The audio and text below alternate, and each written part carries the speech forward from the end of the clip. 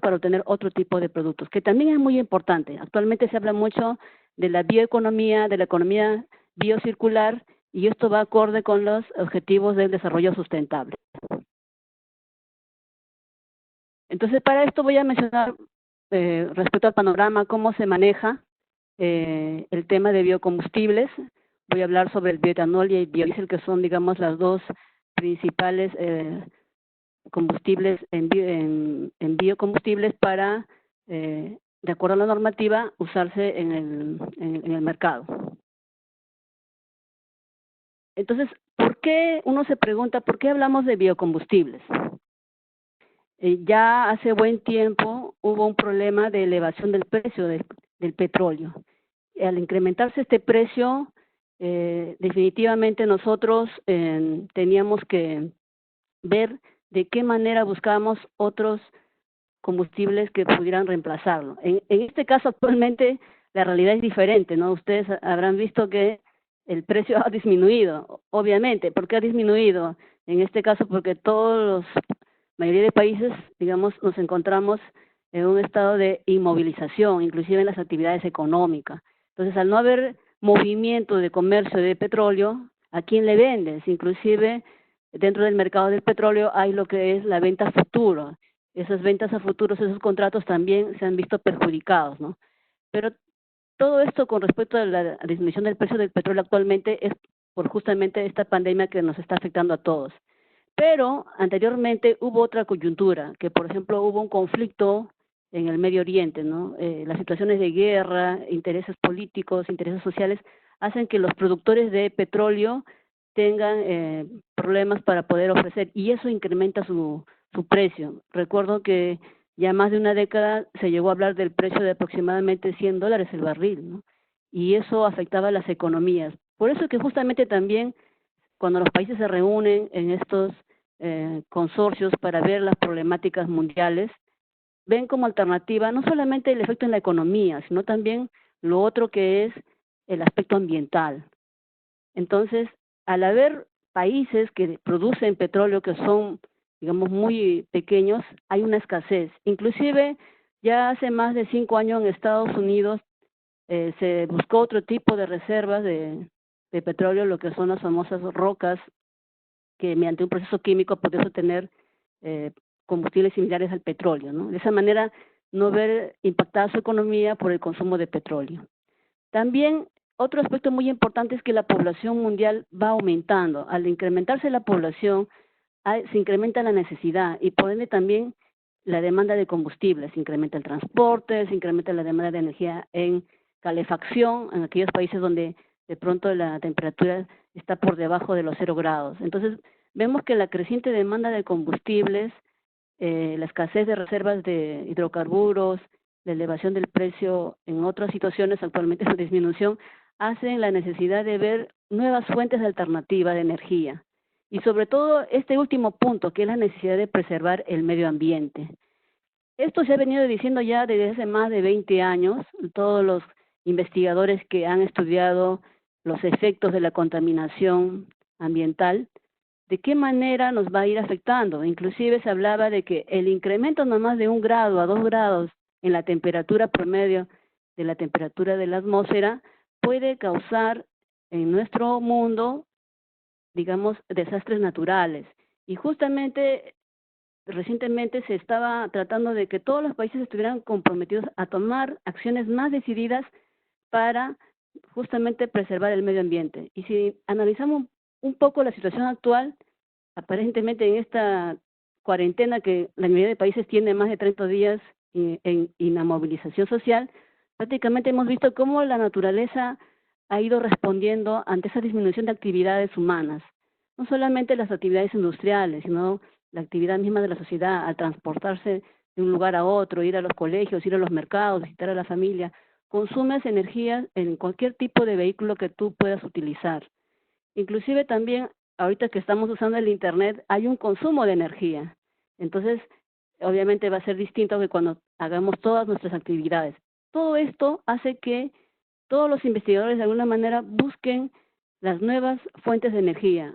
Un grupo de estos investigadores justamente se digamos, inclinaron hacia lo que es biocombustibles. ¿Qué es la matriz energética? Como lo mencioné al inicio, un país para lograr sus actividades económicas, sociales, consume energía. En este caso, la mayoría de países consume el petróleo. Luego, dependiendo de sus, digamos, recursos naturales, puede ser que tengan gas natural. Por ejemplo, acá en Latinoamérica tenemos el caso de Bolivia, Perú. Argentina hace buen tiempo, más de 10 años, tenían su gas natural, pero conforme se fue consumiendo, actualmente tienen un déficit en lo que es gas natural. Entonces, el petróleo y el gas natural, y antiguamente antes del consumo de gas natural era el carbón, pero justamente nos dimos cuenta que el carbón generaba bastante contaminación. Es por eso que el carbón, a pesar de existir actualmente reservas, no se utiliza, hasta que no hagan nuevos procesos que puedan adecuarse para utilizarlo sin generar gases contaminantes. Entonces, ya desde hace más de 20 años venimos en el estudio de las energías renovables, y dentro de las energías renovables están los biocombustibles, la hidroenergía y la energía no convencional. La hidroenergía básicamente son en aquellos países donde tienen, digamos, reservorios de fuentes de agua a una determinada altitud, y en la cual se puede aprovechar esa caída de esa fuente de agua para generar energía eléctrica. En nuestro país, en Perú, felizmente tenemos una muy buena disposición en toda la cordillera andina de fuentes de agua, pero también hay otro aspecto importante, que cuando uno va a construir una central hidroeléctrica para generar energía que abastezca a la zona, a la región de ese lugar, tiene que considerar el impacto ambiental. Por eso es que muchas veces en lugares donde hay una reserva, hay un ecosistema que tiene una biodiversidad, se prima más asegurar ese ecosistema que, digamos, implementar un sistema, una central hidroeléctrica. Entonces hay que analizar caso por caso. Uno diría, ¿no? ¿Cuál sería la solución más rápida para tener energía eléctrica? Bueno, hagamos muchas centrales hidroeléctricas, pero siempre hay que sopesar el beneficio con las, digamos, desventajas que pueden haber, ¿no? Sobre todo si hay comunidades que pueden verse afectadas por esto. Entonces, en la matriz energética de nuestro país, de Perú, nosotros descubrimos el gas de camisea por los años 80, pero tenemos el Ministerio de Energía y Minas que hace un estudio global de todos los recursos que disponemos, cómo lo consumimos, hacia qué sectores van, cuáles son las fuentes secundarias de transformación, y en base a ese estudio, esa estadística, como ustedes pueden apreciar aquí, teníamos en el 2002, cómo era nuestra matriz, ¿no? El 69% del consumo estaba en base al recurso petróleo, el 7% del gas natural, porque recién, digamos, había una pequeña explotación de lo que se había descubierto. Y en lo que era energías renovables, básicamente, si usted dice 24%, se refiere más a la parte de hidroenergía. En biocombustibles, en el 2002 podríamos hablar de menos de 1%, ¿no? Entonces, en el 2006, que esta información es del 2008, ¿no? Se planteaba, miren la diferencia, ¿no? Del cambio del 2002 al 2006, al descubrirse y explotar más los recursos que se encuentran en Camisea, en la región del Cusco.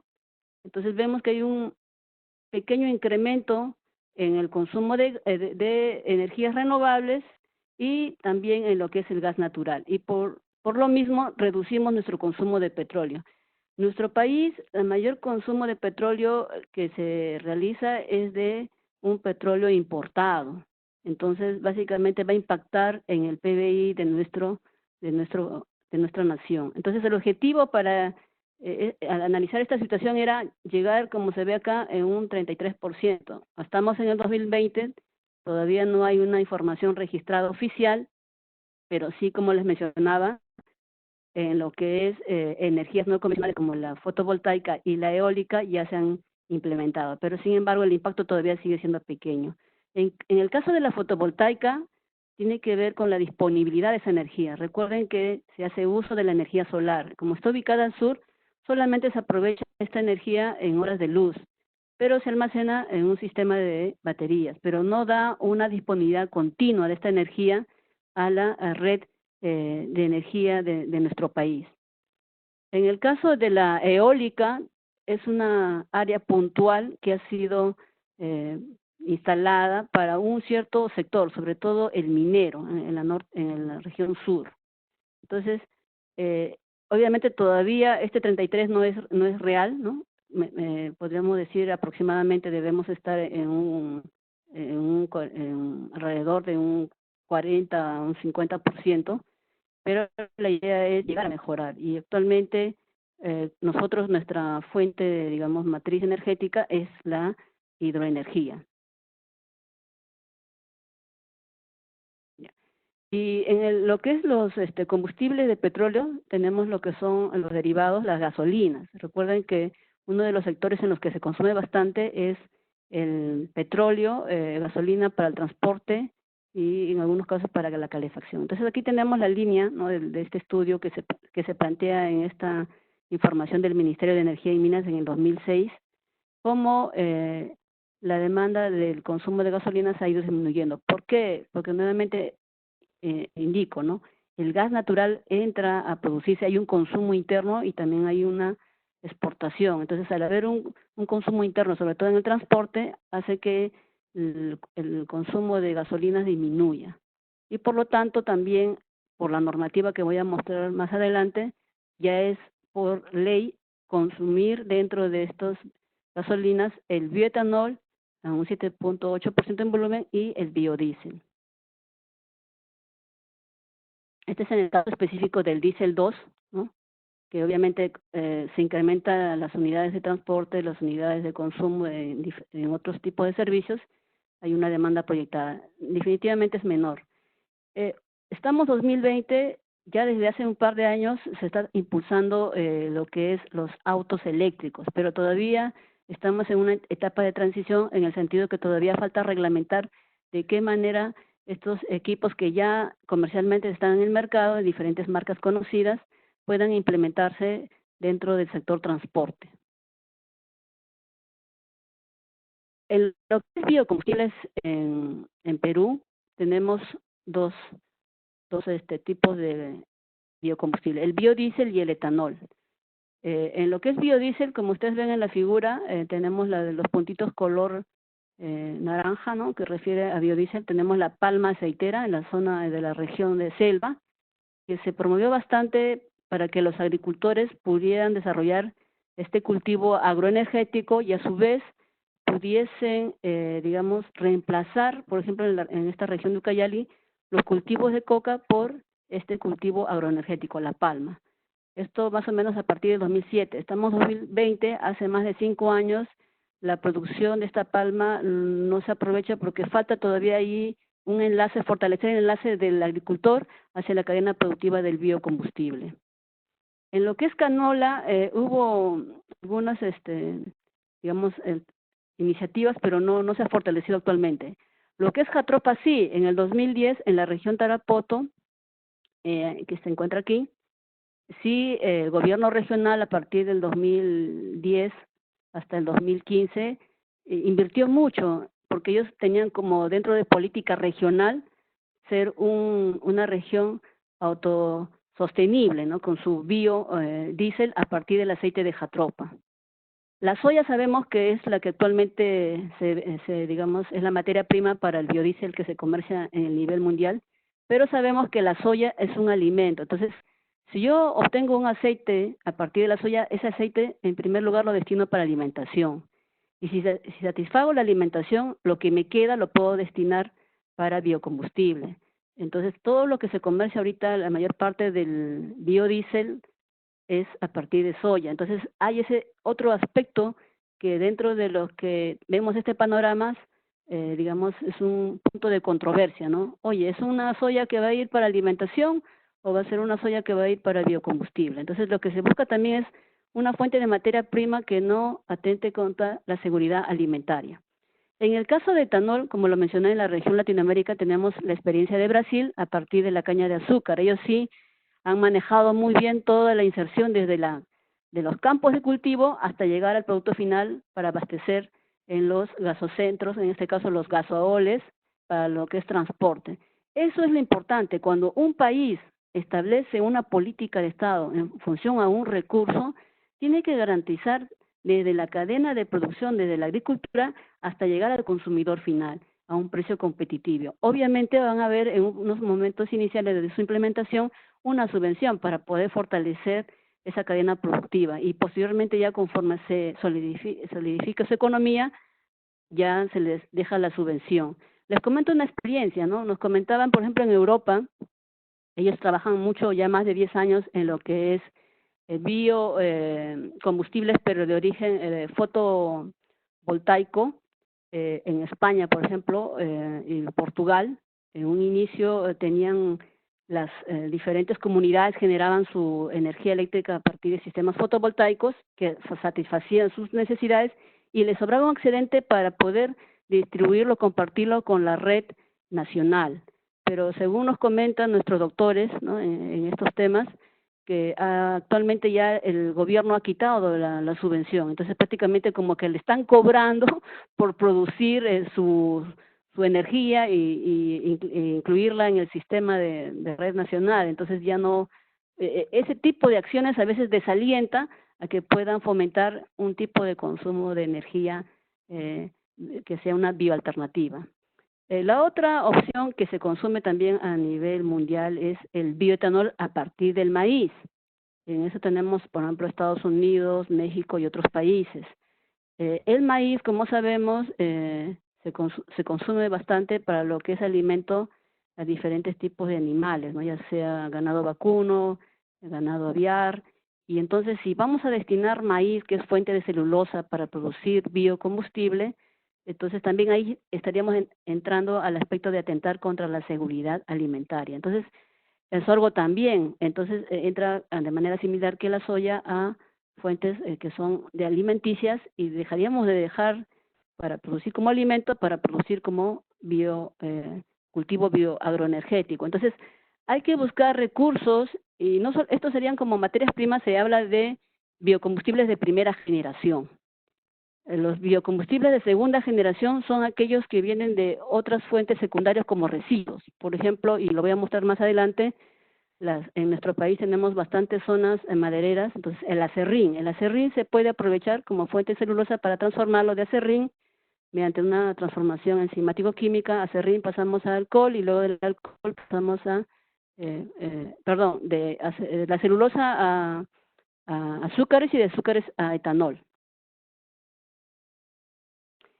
Dentro del análisis de la matriz energética, el Ministerio de Energía y Minas hace de un software que es el LEAP, ¿no? LEAP, lo voy a escribir ahí en el chat. Ustedes pueden encontrar este software que ha sido elaborado por investigadores en el área energética y que muchos países para hacer planeamiento lo utilizan. Obviamente necesitas información. ¿Qué información? En principio, conocer cuáles son tus fuentes. Si vemos aquí, por ejemplo, para el 2015, en el caso de nuestro país, Perú, tenemos expresado en terajoules, como ustedes aprecian aquí, tenemos lo que es hidroenergía, las centrales hidroeléctricas, petróleo que se importa, como ustedes ven, una cantidad muy grande con respecto a la exportación, que es pequeña, el gas, ¿no?, producto de principalmente del gas de camisea en la zona de la región del Cusco, pero también hay lo que son el consumo de energía en zonas rurales, como es la leña, que también se consume bastante, claro, no tanto como en las otras fuentes, pero también se debe considerar. Y la bosta y areta, que son residuos de ganado, y en el caso de las zonas azucareras, ¿no?, que tenemos en la región norte, el bagazo. Entonces, estas materias primas que vendrían a ser para producir energía primaria se van a ir consumiendo, van a haber pérdidas, obviamente, y acá tenemos la distribución en lo que es el sector transporte, el sector industrial, el sector comercial, residencial público y el consumo energético, otros. Entonces vemos que de nuestro consumo de energía primaria, esta fuente de 2015, de casi 1.000.000, ¿no?, 1.200.000 aproximadamente terajoules, hay una pérdida, ¿no?, de transformación, pérdidas que no se aprovechan, y esto es lo neto que consumimos. Entonces, esto está expresado en unidades de energía, pero si lo expresamos en unidades monetarias, entonces ahí sí uno empieza a sacar cuentas, ¿no? Y digo, tanto consumo en estas áreas, tanto se consume en la parte final. Entonces, como ingenieros interesados en el tema de energía, buscamos alternativas no solamente en la transformación, sino también hasta en el tipo de uso que le damos, cómo le damos. Y es ahí donde van surgiendo las diferentes medidas que deben ir planteándose los diferentes actores que van a estar enlazados en el tema energético. Esta es la matriz energética, la misma información, pero ya más resumida a manera de bloques, que también nos expresa, ¿no?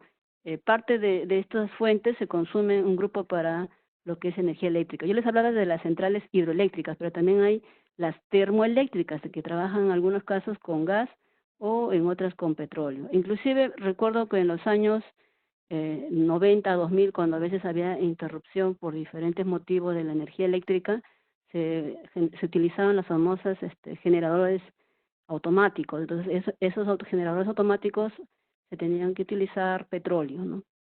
Entonces, este es el detalle de la información. Esto es muy importante para tomar, digamos, acciones en las políticas referente al campo de la energía. Si un país no conoce qué es lo que tiene y cómo lo consume, definitivamente no puede plantear políticas más concretas. En el caso de países como España y otros europeos, ellos sí tienen un sistema más actualizado de su información. Es lo que actualmente nos falta, integrar un poco más los diferentes actores para poder tener información en tiempo actual.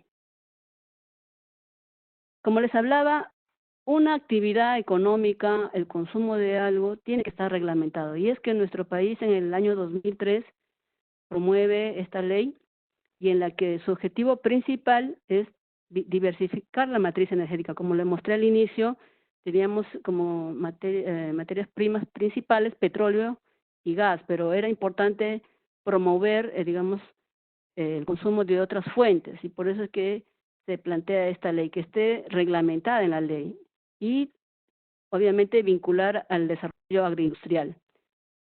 Estas dos cosas van a hacer que contribuyan a la disminución de la contaminación ambiental.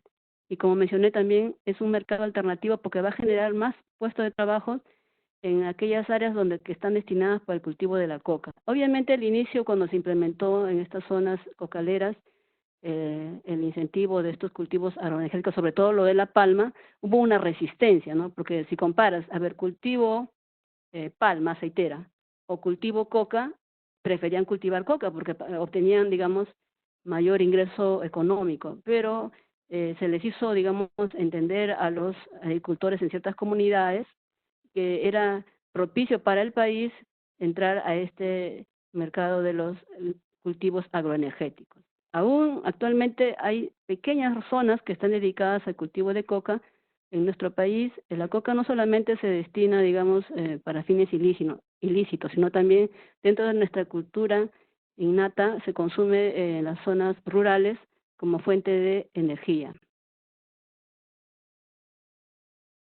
Toda ley necesita un reglamento para, digamos, establecer normas entre los diferentes actores que van a estar vinculados a esta área y también un cronograma de implementación. ¿En qué momento vamos a pasar a consumir biocombustibles?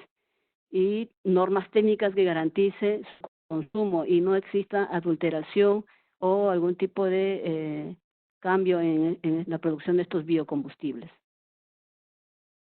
Es así que en nuestro país, de acuerdo a esta ley que mencioné y el reglamento, el etanol se mezcla con la gasolina en un porcentaje del 7.8%. Para nuestro país, en el norte, en Piura, tenemos una planta industrial privada que produce bioetanol, ¿no? A partir de la caña de azúcar.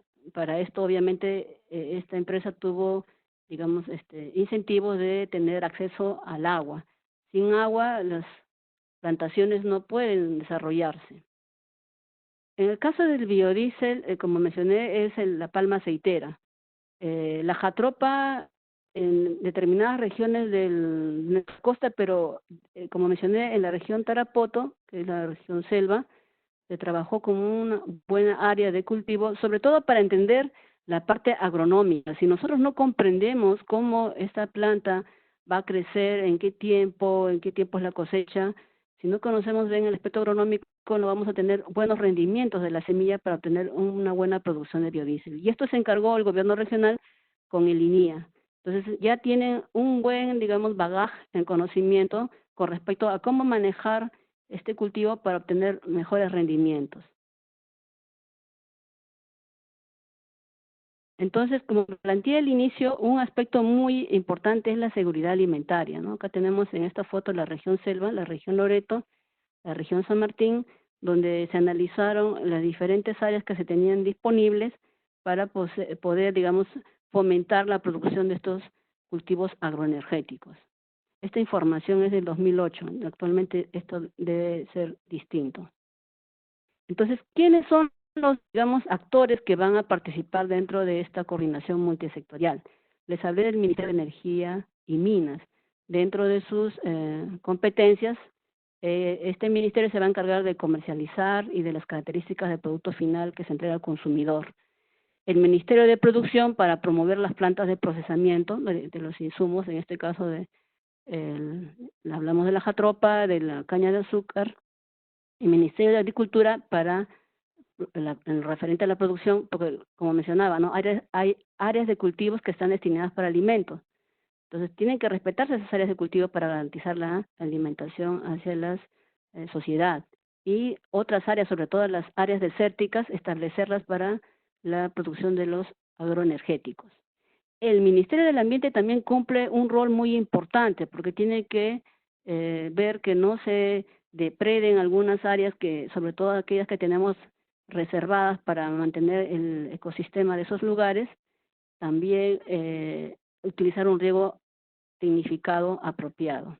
Y otras instituciones más que obviamente están interlazadas, que vamos a ver en el siguiente diapositiva. Entonces, hay roles fundamentales que cada uno debe cumplir, pero también en forma, digamos, dual, interactúan con las diferentes instituciones, inclusive las ONGs también, ¿no? Porque hay ONGs que les interesa promover el desarrollo en determinada zona, ya sea de la sierra o de la selva o de la costa.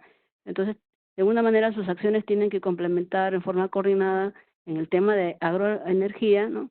Con los diferentes entes que puedan estar vinculados.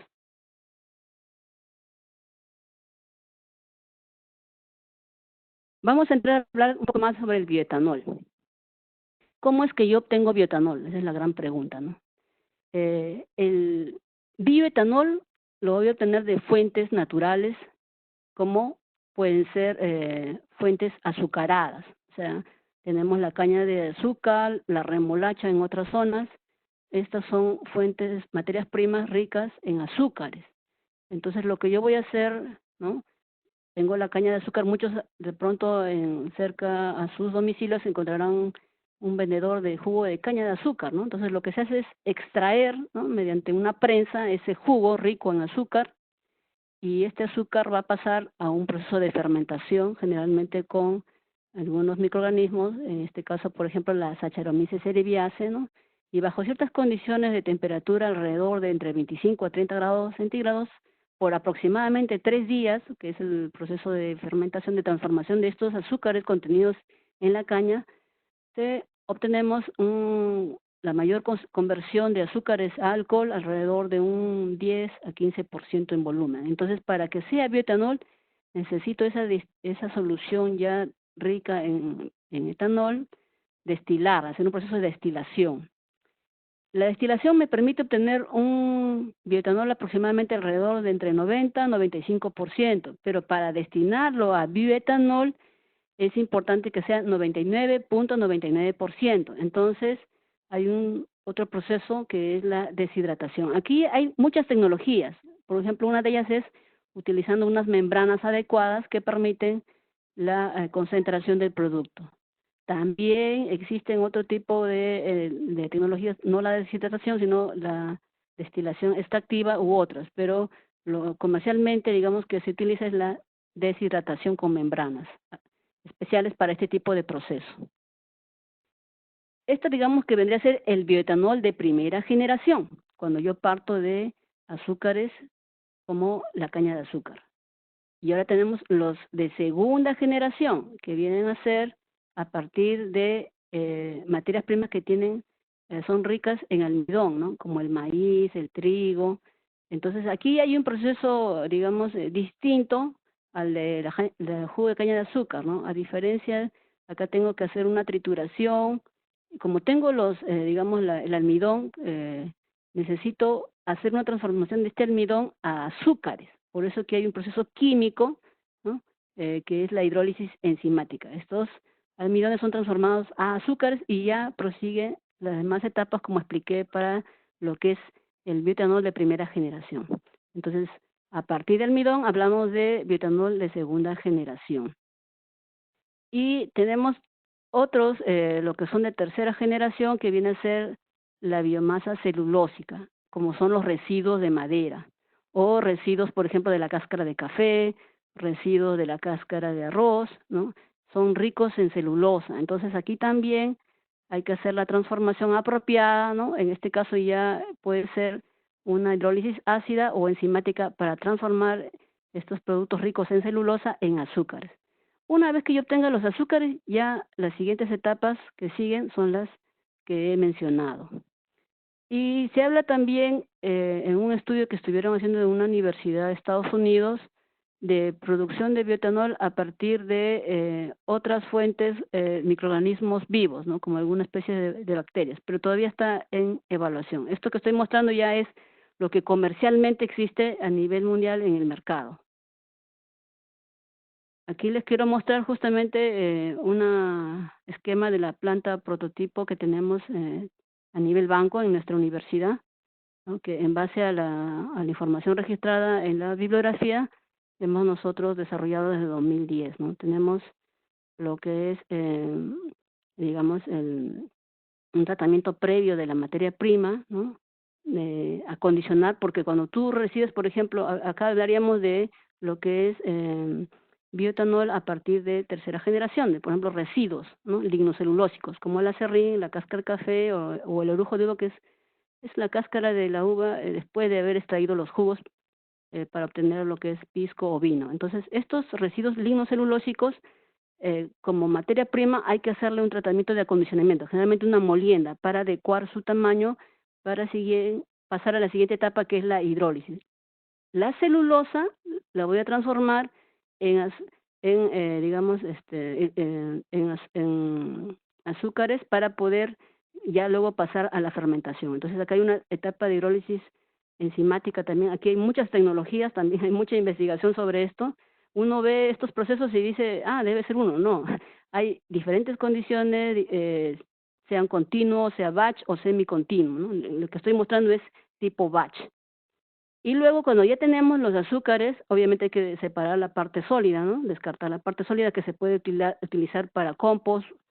Entonces quedamos con los líquidos que, según nuestra experiencia práctica, nosotros hemos logrado alrededor de 5%, ¿no? En otros estudios han mostrado un mayor porcentaje de conversión, de 20%. Eso depende mucho del tipo de microorganismo que tú utilices.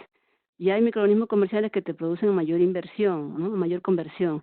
Entonces nosotros hemos utilizado unos microorganismos que se encontraban en la zona de la selva de nuestro país.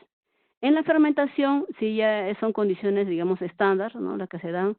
Generalmente los azúcares para convertir en etanol lo hacemos entre 25 a 30 grados, ¿no? A un pH constante, de alrededor de 5. Hacemos un control de agitación continua, porque la levadura, en este caso que utilizamos la levadura Saccharomyces cerevisiae, digamos, tiene un cierto tamaño que a veces si no se agita se sedimenta. Entonces, luego de los 3 días de conversión de los azúcares a etanol, pasa a un tanque de reposo para la separación y posteriormente en una columna de destilación obtenemos nuestro etanol alrededor del 95%. Luego acá pasamos a la etapa de deshidratación, ¿no? Que vendría a ser con una membrana a base de zeolita. Aquí también varios estudios que se hicieron. Entonces, cada una de estas etapas, digamos, nos va a permitir lograr acá como el producto final el bioetanol al 99.9%. En cada una de estas que he mencionado hay una serie de estudios, publicaciones, patentes con respecto a los distintos trabajos que se han desarrollado en este tema. Aquí está la foto, como mencionaba, acá pueden ver, esta de aquí es nuestro fermentador, donde hacemos la conversión de los azúcares a alcohol. Luego tenemos aquí, esta es nuestra columna de destilación batch, aproximadamente de 50 litros, donde alimentamos la solución que tenemos de esta fermentación, ¿no? Aproximadamente en volumen tiene un 10% de alcohol, y obtenemos etanol al 99.5, ¿no? Pero para llegar al 99.9% necesitamos aquí en esta zona lo que es la deshidratación. Hay dos unidades, lo que es el vaporizador, porque esto se ocurre en fase vapor, y acá tenemos la zona donde el etanol en fase vapor entra en contacto con la membrana para poder obtener ya el bioetanol al 99.9%. Estos son partes de los trabajos que se han ido haciendo en esta parte del bioetanol. Como ustedes ven, tenemos un dispositivo de control. Esto que ven acá, estos dos baldes vienen a ser el inóculo de la levadura Saccharomyces cerevisiae que se mezcla con digamos, la solución de azúcares, ¿no? Que se van a convertir en alcohol. Aquí en la foto con dos tesistas, ¿no? Esta es del 2012, ¿no? Con Paul Murrieta y Oscar Montesino, que estuvieron trabajando, alumnos bachilleres, ¿no? Que estuvieron participando con otras materias primas, ¿no? Ellos trabajaban con cáscara de café y con cáscara de uva. Aquí parte de nuestro material que es importante. O sea, cuando uno hace una investigación, no solamente son los equipos, también la instrumentación, la parte analítica, inclusive para la parte de análisis microbiológico, hicimos, digamos, en convenio con la Universidad Mayor de San Marcos, aquí en Lima. Había el grupo de microbiología liderado por el doctor Abad, que nos apoyó bastante en la parte de análisis, porque nosotros como Facultad de Ingeniería Química, nuestra expertise y fortalezas en el campo de la ingeniería, pero la parte de microanálisis, digamos, nos contactamos con investigadores que tienen esa fortaleza. ¿Y por qué también se hablaba de la biocombustibles en Latinoamérica? Justamente aquí podemos apreciar en la foto, ¿no? Acá en esta primera foto está el ingeniero Emerson Collado Alcides, quien es el líder de nuestro grupo de investigación.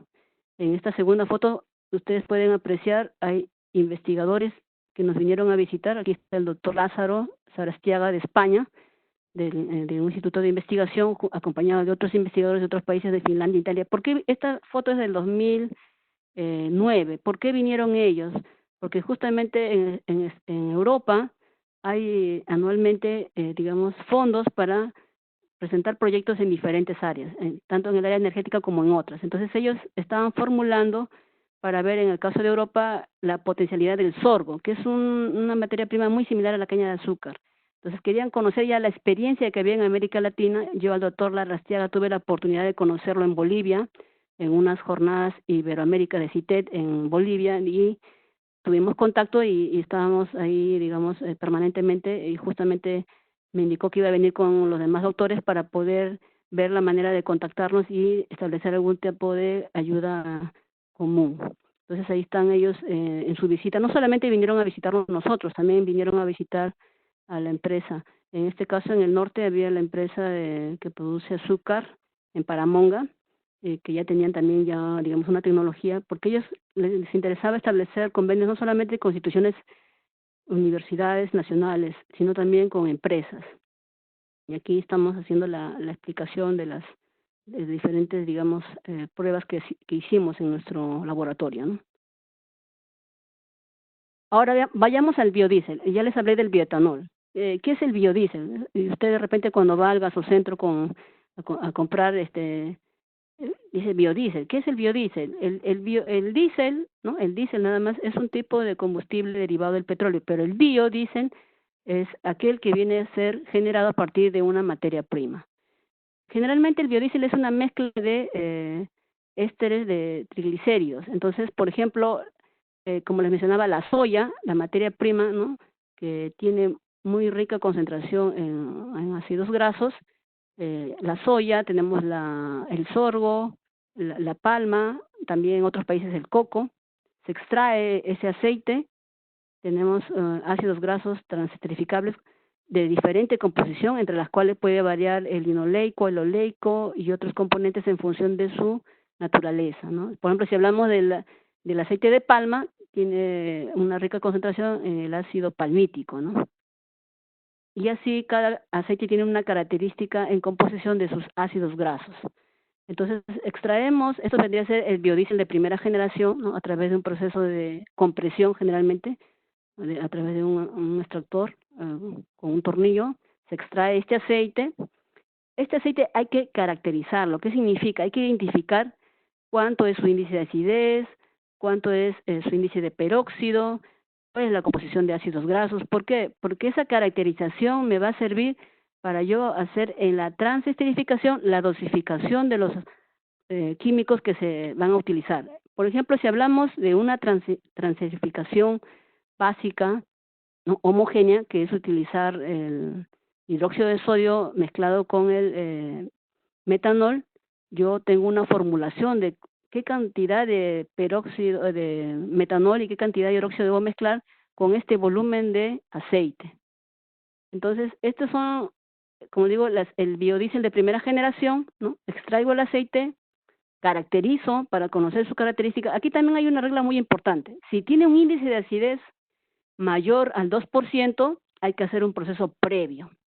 ¿Por qué? Porque si de frente este aceite con un índice de acidez lo lleva a un proceso de transesterificación, va a ocurrir un proceso de saponificación por la presencia de los ácidos grasos libres. Entonces, generalmente para disminuir ese índice de acidez, se hace una reacción con ácido o otro tipo de condiciones. En nuestro caso, nosotros hemos trabajado con un ácido sulfúrico, ¿no? A un 2%.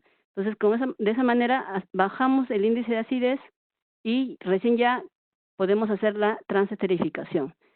También el índice de acidez depende no solamente de sus características, sino desde que usted extrae su aceite, si no lo procesa inmediatamente, estos ácidos grasos, conforme va pasando el tiempo, se van degradando y eso también genera que se eleve su índice de acidez. Entonces, hay condiciones mecánicas, condiciones de almacenamiento que pueden alterar el índice de acidez, que es clave para establecer las características, las condiciones, temperatura, dosificación del solvente, tiempo de reacción, tiempo de agitación en el proceso de transesterificación. Entonces, ¿qué es la transesterificación? Es la conversión de estos ácidos grasos, del aceite, en sales metilésteres, los famosos FAME. Entonces, y el FAME viene a ser lo que se conoce como el biodiesel. Entonces, el biodiesel es una mezcla de ésteres de los ácidos grasos. Y hay un segundo producto cuando se realiza la transesterificación, que es la glicerina. La glicerina, haciendo un proceso de purificación, también tiene un consumo necesario para otro tipo de, digamos, de uso, ¿no? La glicerina se puede aprovechar para uso medicinal y también para otro tipo de aplicaciones. Entonces, cuando yo hago la transesterificación voy a tener un producto principal que es mi biodiesel, ¿no? Y uno secundario que es la glicerina. Entonces, yo decanto para separar el biodiesel o los ésteres de los ácidos grasos y ya tienen una característica. Pero como ha pasado en una reacción donde había lo que es, digamos, residuos del hidróxido de sodio, residuos del solvente, en este caso metanol, o residuos de productos intermedios, entonces hay que hacer una separación, una purificación mediante absorción. Comercialmente esta, digamos, el biodiesel, lo que en vez de absorción lo que hacen es lavado con agua, pero ahí hay un problema. Si tú purificas tu biodiesel con agua, estás generando agua contaminada que vas a tener que tratar. Entonces, la alternativa es utilizar un absorbente sólido. Sí, aquí en el chat me dicen qué hacen con la glicerina producida. A nivel comercial, las plantas que existen acá en Lima, lo que hacen es darlas a otras empresas que la procesen, ¿no? Como materia prima, purificarlas y, digamos, tenerlas como glicerina pura para usos comerciales. Entonces, entra dentro lo que el concepto que es biorefinería. Y aprovechando esta diapositiva, quiero hablar sobre la biorefinería, ¿no? Por ejemplo, hablamos de una refinería de petróleo donde la materia prima, ¿quién es? El petróleo. ¿Y cuáles son los productos? Gasolina, asfaltos, solventes, ¿sí? Pero cuando yo hablo de una biorefinería, mi materia prima ya no es el petróleo, sino mi materia prima en este caso va a ser por ejemplo, el aceite de biodiesel, de soya o el aceite de jatropa, ¿no? O el aceite de, por ejemplo, voy a hablar de microalgas, ¿sí? Aceite de microalgas, que vendría a ser lo que es, acá está, tercera generación. Entonces, para terminar, tenemos el aceite, extraemos, cuando es digamos, un cultivo como la soya, la palma, ese aceite lo caracterizamos, hacemos una transesterificación, que es una conversión química. En esta transesterificación obtenemos el biodiesel y obtenemos la glicerina, ¿no?, como subproducto. El biodiesel pasamos a un proceso de purificación mediante absorción, mediante arcillas, y hay que separar estas arcillas, ¿no?, y finalmente tenemos el biodiesel, que también, al igual que el bioetanol, hay que caracterizarlo, porque ya hay una norma técnica que indica cómo se puede obtener, digamos, el biodiesel para fines comerciales, que cumpla ciertas características, ¿no?, índice de acidez, densidad, punto de combustión. Por aquí en el chat dice que explique la transesterificación. A ver, voy a indicar. La transesterificación viene a ser el proceso en el que yo transformo el aceite en biodiesel. ¿Cómo realizo la transesterificación? Primero, tengo un volumen de aceite, ¿sí? Para ese volumen de aceite, entonces yo voy a mezclarle con un volumen de etanol o metanol, que viene a ser el solvente. Pero necesito un catalizador. En este caso se habló de transesterificación básica. El catalizador puede ser hidróxido de sodio o hidróxido de potasio. El hidróxido de sodio se mezcla con el metanol, ¿no?, a una temperatura de 60 grados con el aceite por un tiempo de 60 minutos, y ya prácticamente todos los ácidos grasos han sido convertidos a ésteres. Luego de que culmina el proceso de transesterificación, obviamente, como se encuentra a 60 grados, tengo que esperar a que se enfríe, ¿no? Por eso hablo de un proceso de decantación. Mientras se va enfriando, se van formando dos fases immiscibles. La fase inferior, que viene a ser la glicerina, y la fase superior, que es el biodiesel, ¿no?, que son los ésteres de ácidos grasos. En la transesterificación, lo que ahorita acabo de explicar es un solo tipo, la transesterificación básica homogénea. Cuando yo hablo de transesterificación ácida, ya no utilizo hidróxido de sodio, sino utilizo otros componentes como el ácido sulfúrico o ácido clorhídrico. Y cuando hablo de transesterificación heterogénea, ya no estoy refiriendo a que voy a utilizar el ácido graso, es una fase líquida, ya no utilizo solvente líquido, sino utilizo un catalizador sólido, y ahí hay una infinidad de catalizadores sólidos, inclusive no solo químicos, sino también enzimáticos. Por eso el campo de la transesterificación es bien amplio, y ahí sí quiero mencionar, cuando estuve el año pasado en el EUBC, hubieron trabajos de Ecuador, ¿sí?, y de Colombia también me parece que presentaron. Hay un cultivo en Ecuador, ahorita no recuerdo el nombre, y en otros países, también en India y otros, han hecho mucha investigación. Hubo un trabajo de Japón, de un producto natural de su región, que era muy rico en ácidos grasos, ¿no?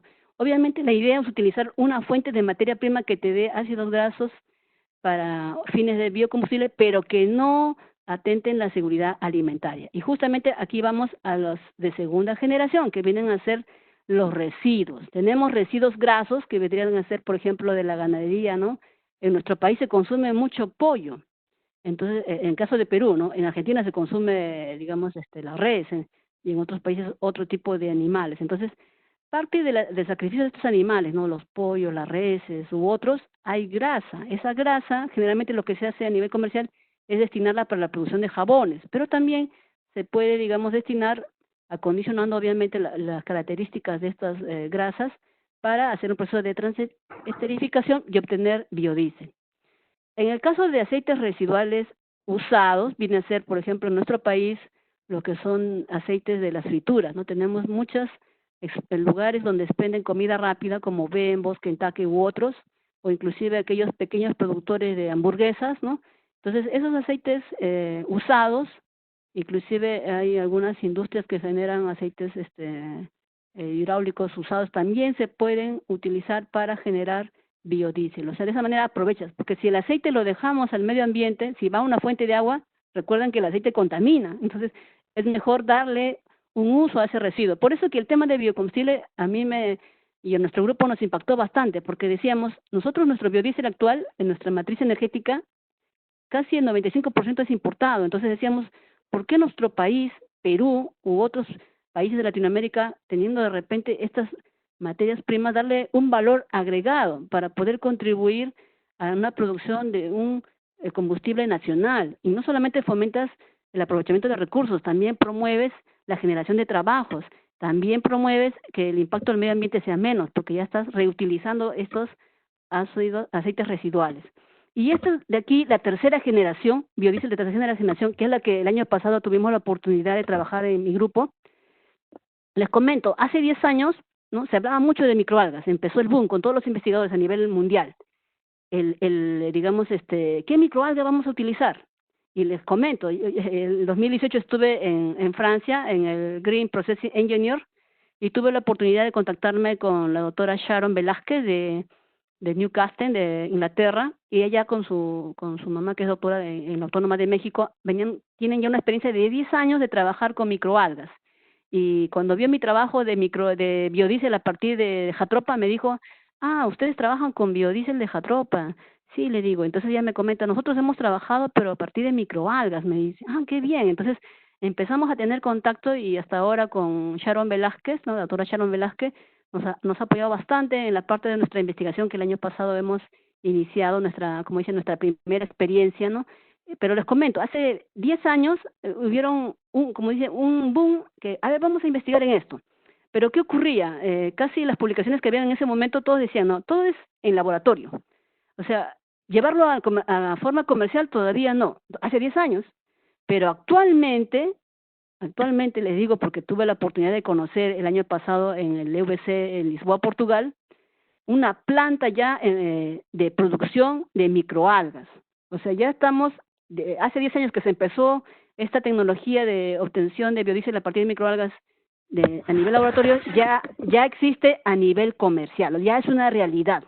Entonces, si un país quiere comprar, bueno, va a tener que pagar, digamos, la tecnología para implementar su producción, pero la idea es lograr nosotros contribuir, nosotros ingenieros químicos de cada uno de los países de Latinoamérica, a promover, digamos, la producción de biocombustible de tercera generación. Entonces, en esta planta que visitamos el año pasado con los diferentes asistentes al EVC en Lisboa, nos comentó esta empresa que ya tiene aproximadamente de 2007, ¿no?, ya buen tiempo. Ella nos comentaba que producía microalgas, pero no para fines de biocombustible, sino para fines alimentarios. Esa es la otra característica. Cuando uno trabaja con microalgas, tienes 3 fines. Primero, por su contenido de aceites, que es alrededor de un 30% para biocombustible. Segundo, para obtención de productos como, consumo humano, como gluten. Y tercero, para otros productos ya más específicos, tipo microfarmacéuticos. O sea, dependiendo de esos fines, entonces tú tienes que acondicionar el crecimiento de estas microalgas. Condiciones de pH, condiciones de sus nutrientes, condiciones de la luz, porque como todo ser vivo, la microalga requiere una energía.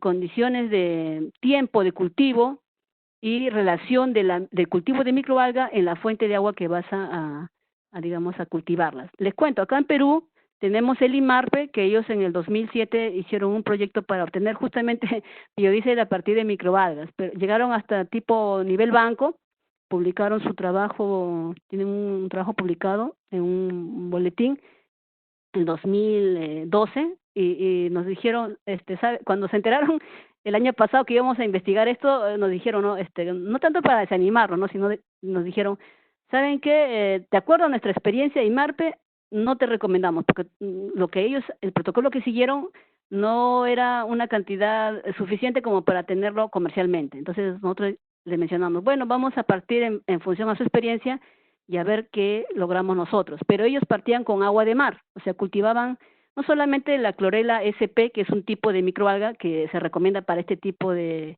producción, sino también a otro tipo de microalgas, porque IMARPE es una institución del Estado que no solamente estudia microalgas, sino otro tipo de vida marina, con fines de promover su conservación y también su aprovechamiento.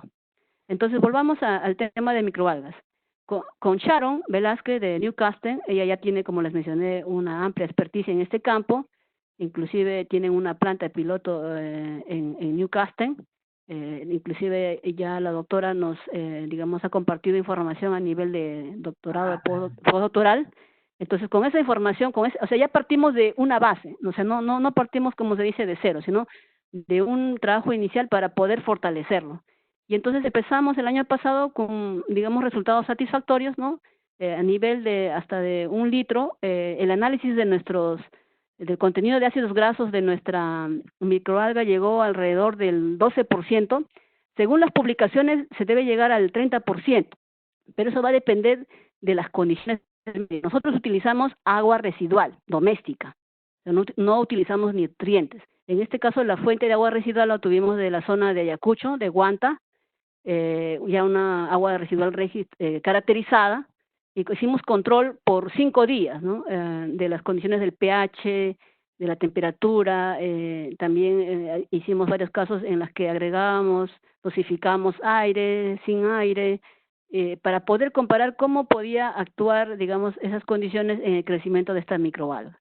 Entonces, obviamente, en nuestro 12% todavía hay que ir mejorando porque en otras publicaciones indican llegar a un 30%. Pero como nuevamente menciono, ¿no? Depende de las condiciones digamos, de control, depende del tipo de especie. No vamos a comparar nuestra clorela SP Perú con una clorela de Japón, ¿no? Cada uno tiene, como dicen, en su ADN una característica que hace que sea mucho mejor. Obviamente, sí, como dice acá, es viable para avanzar a un desarrollo sostenible, ¿no? Porque vamos a, digamos, aprovechar las aguas residuales. Generalmente, las aguas residuales domésticas, lo que se hace después de tratarlas, bajar su contenido bacteriano, destinarlas como riego. Pero si tienen un contenido de nutrientes, se puede aprovechar para, digamos, el cultivo de microalgas, ¿no? Antes de mandarlas a riego. Entonces, ya teniendo las microalgas, viene la segunda etapa, que es la extracción. Entonces, a diferencia de estas otras que hemos hablado, que son de primera y segunda generación, la microalga prácticamente es como una especie de gelatina. Entonces, la extracción ya es distinta. Son equipos de, digamos, centrifugación ultra rápida para poder separar la microalga digamos, en nuestro caso, del agua residual. Ya teniendo la microalga separada, hay que secarla, porque recuerden que cuando hacemos la transesterificación debemos garantizar que haya la menor cantidad de humedad, porque si hay agua, hay presencia de agua, puede producir jabones dentro de esta reacción. Entonces, por eso es que la extracción en el caso de microalgas tiene unas etapas adicionales previas que son distintas a las de las otras fuentes.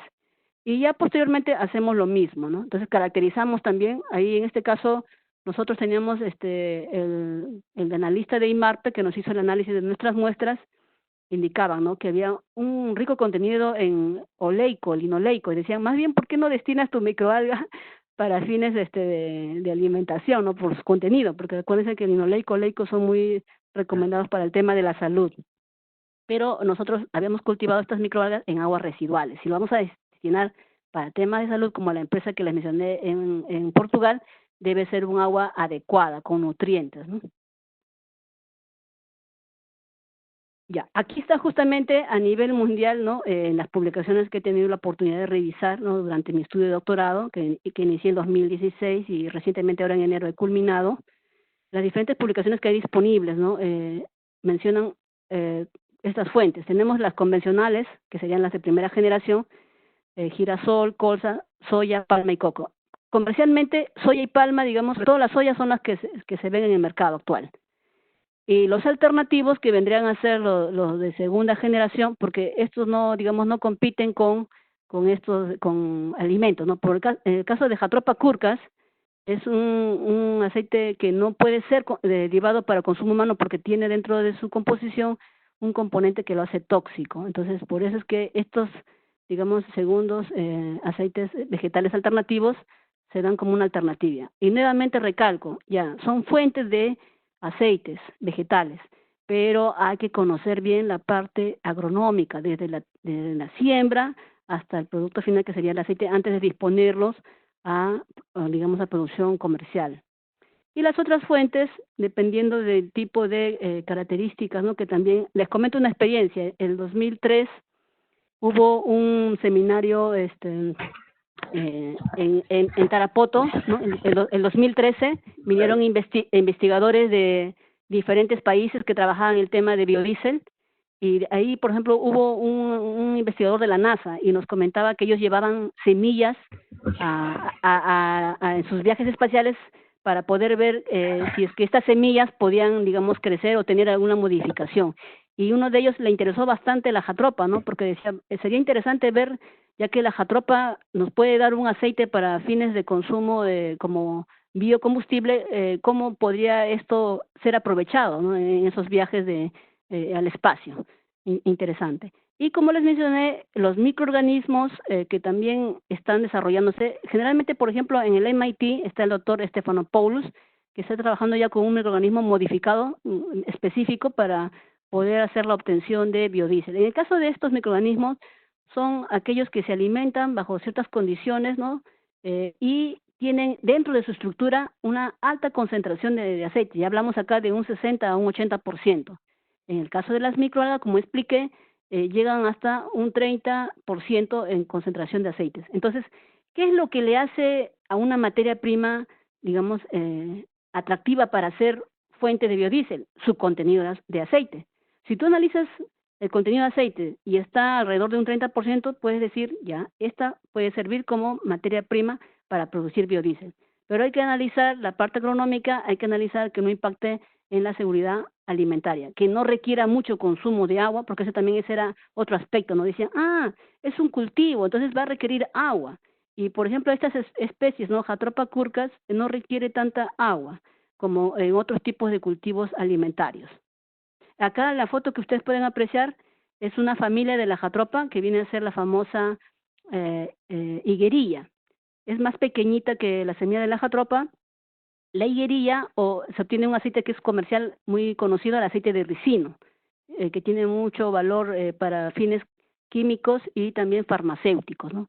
También su aceite no se, digamos, recomienda para consumo humano porque también tiene cierto contenido tóxico, ¿no? Entonces, se puede aprovechar. Ahora, cuando yo extraigo, por ejemplo, acá de la higuerilla o de la Jatropha curca el aceite, muchos se preguntarán, ¿y qué hago con la torta, ¿no? Con la parte sólida? Lo que yo hago es esa torta, en algunos casos también han habido publicaciones de toxificarla, o sea, retirar el componente que la hace tóxica y de repente esa torta llevarla como es rica en carbohidratos como para uso alimentario. Y lo otro también que se estaba promoviendo en lo que es la biorefinería, esa torta destinarla para biogás o compost. Ya, y justo quiero mostrar esto porque quiero nuevamente enfatizar en el concepto de biorefinería, que tuve la oportunidad de escucharlo en el 2003, aquí como ustedes ven el símbolo, el Simposio Internacional de Biocombustibles 2003, organizado por el gobierno regional de Tarapoto, en la región selva de Perú. Participaron investigadores de Estados Unidos, Brasil y de Europa. Entonces, si hablamos del concepto de biorefinería, mi materia prima debería ser la Jatropha curcas, y solamente analizo la parte de biocombustible y diría, allá, de la jatropha tengo un fruto, de ese fruto la semilla, y de la semilla obtengo el aceite, y aquí está el biocombustible. Pero ¿qué hago con el resto de la planta? Entonces, de la fruta tengo la semilla y tengo la cubierta, ¿no? Es como una especie de duraznito, ¿no? Esa cubierta la puedo aprovechar por sus propiedades terapéuticas, como ven acá. Y de la semilla obtengo el aceite, obtengo la torta y tengo la cáscara. Entonces también hay que aprovechar los otros componentes de la planta. En el caso de las hojas, y también hay un látex, se puede aprovechar. Entonces, cuando vemos los diferentes usos que podemos darle a los diferentes componentes de esta planta, ya estamos viéndolo desde un punto de vista integral, biorefinería, y sobre todo economía biocircular, que es lo que tú aprovechas todos los residuos posibles. Yo les hablaba acá biodiesel, glicerina también la podemos previamente purificándola llevar al campo comercial. Así como este diagrama que yo muestro hay para las diferentes materias primas. Entonces ya los investigadores estamos viendo no solamente obtener biodiesel, sino enfatizar en un concepto de aprovechar todos los otros componentes. Y hacemos de esa manera lo que ustedes mencionan en el chat, la sostenibilidad de este producto. Aquí esta es una publicación del 2016, ¿no? Quizás ustedes no lo ven mucho y es un poco lo que están mostrando las diferentes tecnologías para lograr el aprovechamiento de cada una de estas insumos de la planta y lograr los productos finales. Esta está más grandecita. Bueno, sí, para que puedan aprovechar.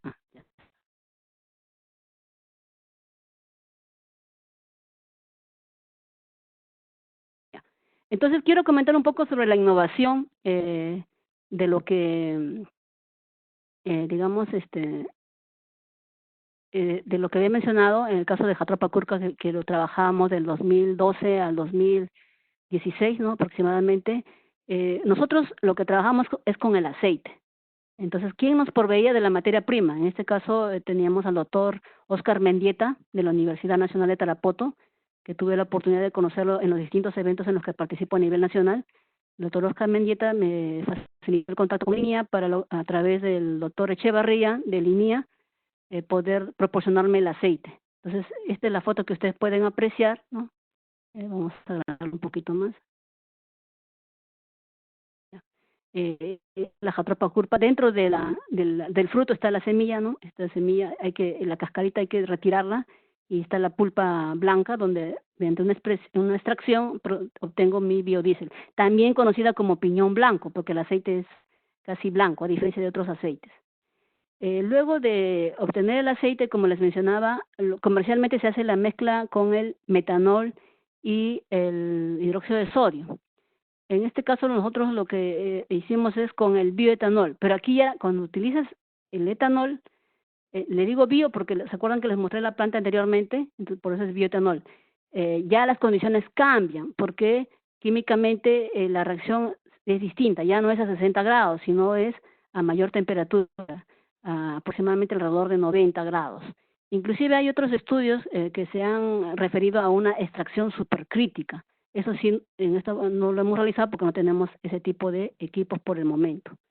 Y la otra es la purificación, ¿no? Como yo les decía, comercialmente lo que se hace es lavar con agua para retirar los residuos de los reactantes, del solvente, y entonces utilizar un absorbente, ¿no? Comercialmente este es el nombre de tricílica, que es un derivado de la sílica, que lo encontramos acá en diferentes proveedores comerciales. Entonces la idea, dos aspectos: reemplazar el metanol, que tiene ciertas características, riesgos tóxicos, ¿no?, para su manejo, por el bioetanol, y segundo, en vez de utilizar agua para la purificación, utilizar un absorbente. Esta es la reacción que ustedes muchos van a encontrar en la literatura, que me preguntaban al inicio, ¿qué es una transesterificación, no? Es el aceite. ¿Y qué es el aceite? Es una mezcla de triglicéridos. Químicamente, como ustedes ven, son 3 cadenas, ¿no?, de ácidos de estos componentes. ¿Qué va a ocurrir? Estas 3 cadenas se van a romper, como vemos aquí, con el catalizador, que puede ser hidróxido de sodio, y acá hay una relación estequiométrica, y obtenemos el biodiesel, que son los ésteres de estos alquílicos, ¿no?, de estos aceites, y glicerol. Entonces, esta reacción, digamos, es la base para hacer la transesterificación. Y de aquí ya empieza una serie de estudios que han sido publicados y validados por los diferentes grupos de investigación en todo el mundo. Este es el caso de nuestra planta que hicimos en el laboratorio que les mostré. Me quedan 10 minutos. Álvaro, no sé si por el chat me puedes decir si tenemos todavía tiempo, porque me dijeron hasta las 6:30. Ya, continúo. Entonces, la planta, en este caso tenemos este extractor para la semilla poder ingresarla y obtener nuestro aceite y la torta. Y luego pasar acá tenemos un filtro, ¿no?, que utilizamos obviamente a nivel batch, para obtener, digamos, la separación del biodiesel con respecto al el absorbente, que es la sílica. Este es lo que les mencioné, el evento del año pasado que tuve la oportunidad de visitar, ¿sí?, en Europa, Portugal. Este año iba a ser en abril, en esta semana. Hoy día creo empezaba, sí, hoy, perdón, el lunes empezaban, pero debido a la pandemia se ha postergado para julio, ¿no?, para la primera semana. Ya con Álvaro les indicaré, me parece que va a ser virtual, pero pueden poner en el Google EVC 2020 y van a encontrar toda la información. Entonces, es un evento en el que participan muchos investigadores, y no solamente en el campo de biocombustibles, sino también en otros aspectos de la que es energía y aprovechamiento de la biomasa. Este es el tema que presentamos, ¿no?, el año pasado. Y para culminar, justamente quería hacer énfasis, ¿no?, que el tema de biocombustibles calza muy bien dentro de los objetivos de desarrollo sostenible, como es aprovechamiento del agua, generación, digamos, de trabajo, hacer, digamos, un cuidado del medio ambiente, porque primero estás aprovechando áreas desérticas, contribuyes a que ya no se consuman los petróleos y sus derivados, y, digamos, y otros aspectos. Bueno, como conclusiones, de acuerdo a los resultados que hemos mostrado en el caso de Perú, se ha obtenido biocombustibles a partir de insumos nacionales, como son, en el caso de bioetanol, a partir del acerrín, y llegamos, como les mencioné, alrededor de un 10%, ¿no?, en volumen, y del aceite de higuerilla, que sí ahí nuestras condiciones fueron, como les mencioné, a 60 grados por 1 hora, ¿no?, con hidróxido de sodio y metanol.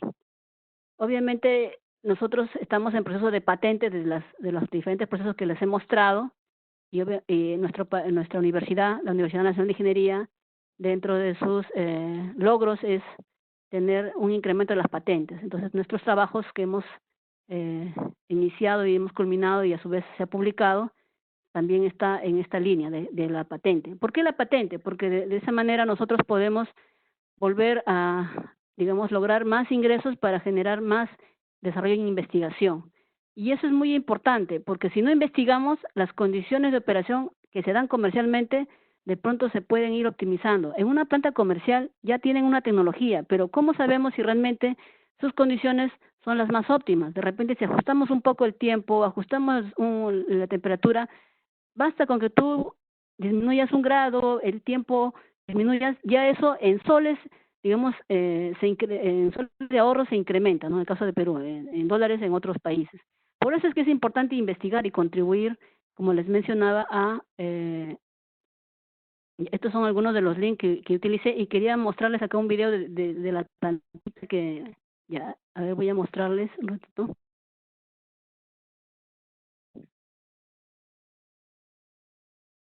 ¿Se ve? ¿Se ve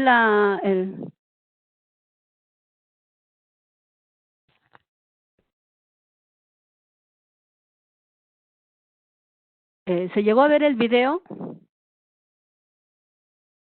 ¿No? Ah, ya, entonces voy a compartir un ratito. Fine, ya.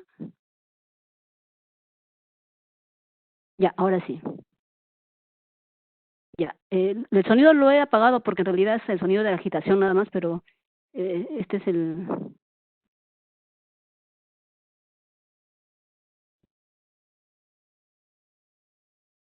Ya, este video justamente es una de las pruebas que hicimos, ¿no? Un pequeño sosle, ¿no? Donde medíamos la temperatura y, bueno, aquí está recién calentando el aceite, ¿no? Todavía no está en proceso de transesterificación. Ya, más bien, como ya nos quedan 5 minutos, por favor, quisiera ver las preguntas.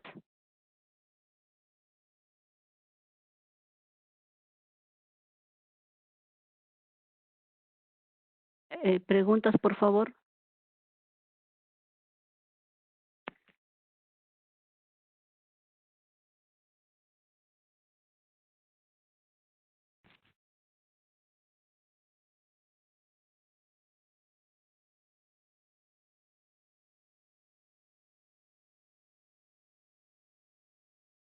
Ingeniero Magali, Sí, ¿me sí, escucha? Álvaro, te escucho. Sí, sí te Estaba escucho. con el micro apagado. Ya bueno, he seleccionado más o menos 10 preguntas de las que tengo acá en el chat y se los voy a pasar. Ujú. Ya, ok. Bueno, la primera es, ¿qué tan fácil es encontrar las atropas en Latinoamérica? ¿Y en qué países se encuentra generalmente? Ya, por ejemplo, según lo que he leído en las referencias, ¿no? Tenemos Jatropa, aparte de Perú, en esta zona que les mencioné, en México, eh, y en otras zonas fuera de Latinoamérica, que sería el caso de India y ahorita no recuerdo otro nombre de otro país. Lo que pasa que, ¿por qué Jatropa interesó bastante aquí en nuestro país? Porque, digamos, había esa disponibilidad, ¿no? Y interés digamos, de un grupo de investigadores, de fortalecer, digamos, y el clima de la zona satisfacía. En el caso de Ecuador, por ejemplo, como les mencioné, nos mencionaba otro tipo de insumo, ¿no? Que Es muy conocido, ahorita no recuerdo el nombre, en la región selva. Álvaro, tu siguiente pregunta. Ese. Eh, a ver, ¿puede mencionar cuál es la norma técnica con la que caracteriza el biodiesel?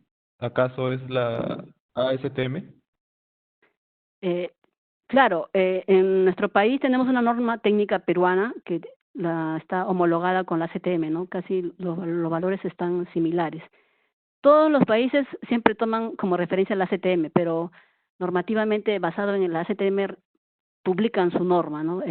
Adaptada a cada país. Ya, ¿en qué etapa se encuentra Perú para llegar a una producción como la que nombró de Lisboa?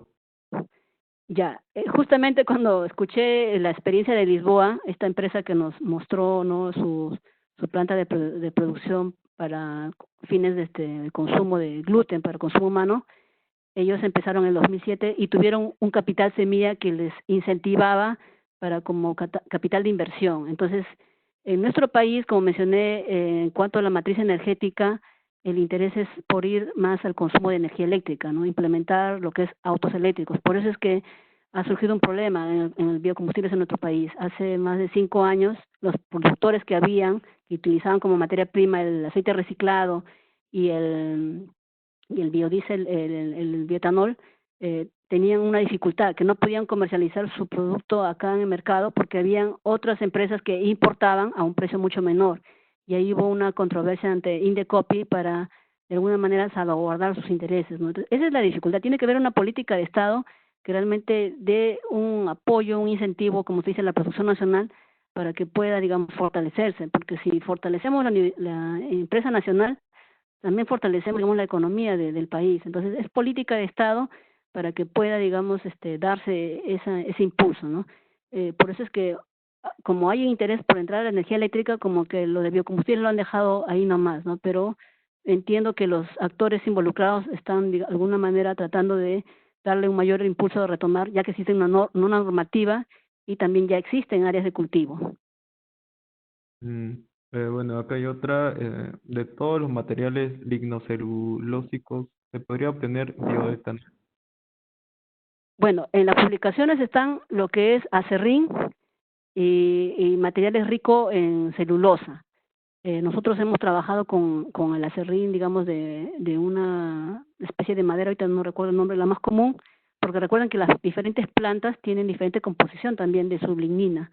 Entonces, cuando uno trabaja con el acerrín, tienes la lignina que es la que no vas a aprovechar, esa tienes que retirarla, y sí con la celulosa, la que está al interior.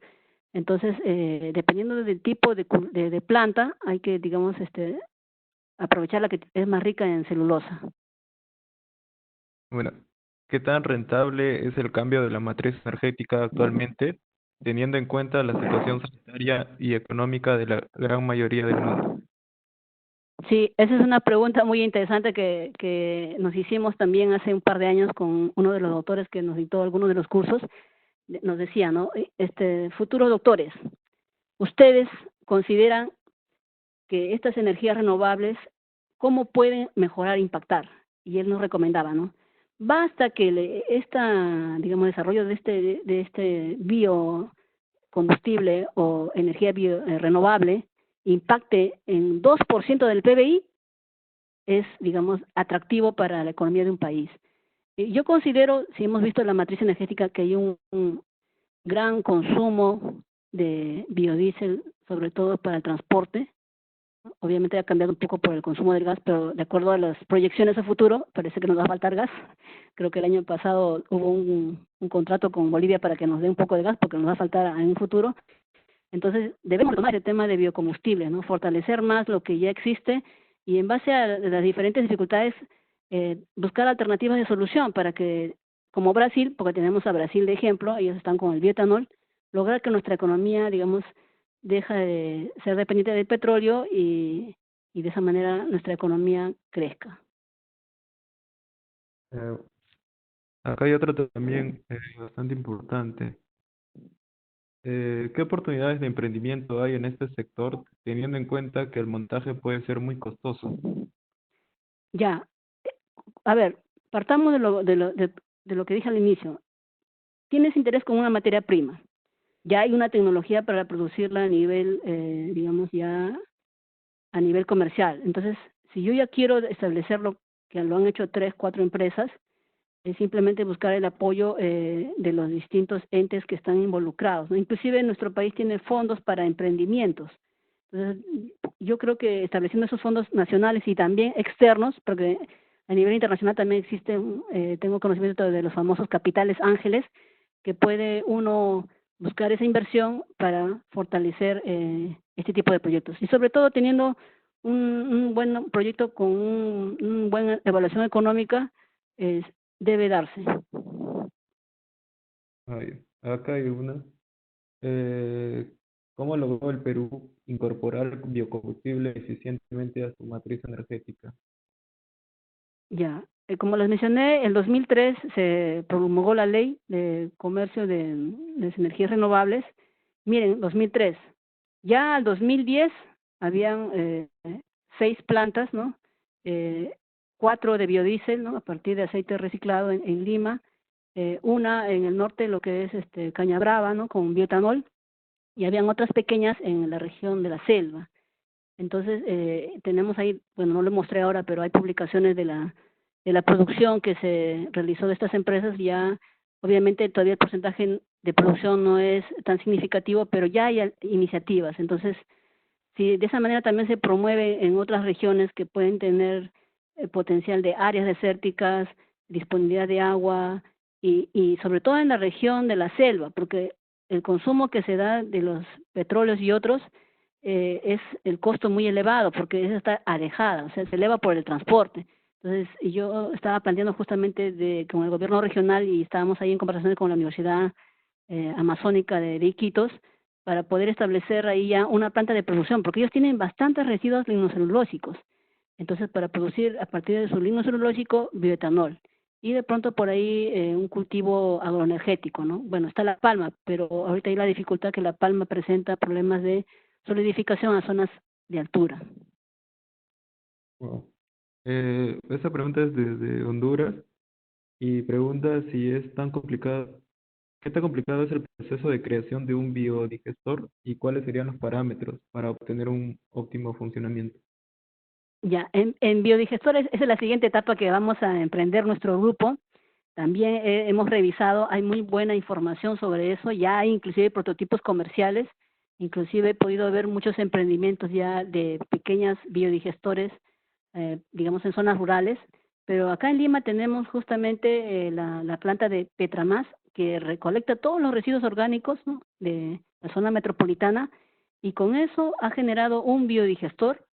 Ese biodigestor te da, digamos, un gas, ¿no? Biogás para producir energía eléctrica y aprovecha también para producir compost. Entonces ya tenemos acá una experiencia, bueno, privada, ¿no? Petramás, que lo difunde bastante. Si usted en el chat, bueno, ahorita no tengo el chat para escribirla, pero es Petramás, que ya hay biodigestores. Y más bien, tuve la oportunidad en enero de estar en el ESI, el Encuentro Científico Internacional, y un asistente me compartió, me dice, ingeniera, hay este biodigestor que ya está, digamos, un prototipo y más bien sería importante poder difundirlo, me dice. Entonces estamos en contacto para poder tomar esa alternativa y poder difundirla, sobre todo en zonas alejadas. Lo que pasa es que a veces cuando hablamos de gran producción, hablamos de la gran industria, gran inversión, pero también pensemos un poco en las zonas rurales en las que de pronto no se requiere mucha inversión y la tecnología sí se puede adaptar a ese tipo de necesidades. Bueno, uno más. ¿Mediante qué herramientas tecnológicas se puede caracterizar el contenido de polisacáridos, lípidos y proteínas en las algas? Y si esto cómo influye en la selección de algas para la producción de biodiesel. Ya, en cuanto a microalgas, primero hay que caracterizarlas antes de la producción, ¿no? Cuando ya tienes tu biomasa de microalgas, la caracterización de lípidos, azúcares, lo haces a través de cromatografía. En este caso nosotros mandábamos como servicio externo a IMARPE, porque ellos tienen el equipamiento, ¿no? Hacen con equipos de HPLC y absorción atómica. Entonces ya tienen equipos especializados, sofisticados, que manejan muy bien y nos brindan ese servicio, ¿no? Para hacer la caracterización de polisacáridos, contenido de aceites. Y obviamente nosotros, como les mencioné, trabajamos con clorela porque es lo que la experiencia ya de un grupo de investigación, en este caso de la doctora Sharon Velázquez, nos recomendó. Porque el IMARPE no solamente vende clorela, también vende otro tipo de microalga. Entonces Sharon me dijo, Magali, ¿sabes qué? Yo te recomiendo la clorela porque es mucho más fácil procesar para extraer los aceites. Si utilizas otro tipo de microalga, es mucho más pequeña y a la hora de extraer vas a tener problemas mecánicos. Entonces, siguiendo esa recomendación, es que cogimos la clorela.